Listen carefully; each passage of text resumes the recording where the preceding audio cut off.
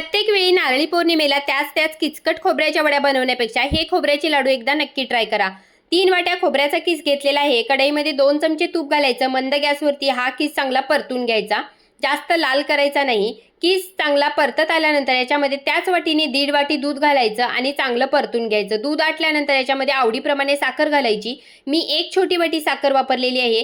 साखरेतलं पाणी आटेपर्यंत हा किस आपल्याला परतून घ्यायचा आणि याच्यामध्ये आता अर्धी वाटी आपल्याला दूध पावडर घालायची। जर तुमच्याकडे दूध पावडर नसेल तर घरातील दुधावरची 5 ते 6 चमचे मलाई फेटून याच्यामध्ये घालायची आणि सगळ्यात शेवटी याच्यामध्ये पुन्हा अर्धा चमचा तूप घालायचं आणि हे सगळं मिश्रण जास्त पातळ किंवा जास्त कोरडं देखील करायचं नाही। आता हे ताटामध्ये काढून घ्यायचं आणि कोमट झाल्यावर हातावरती याचे लाडू वळून घ्यायचे।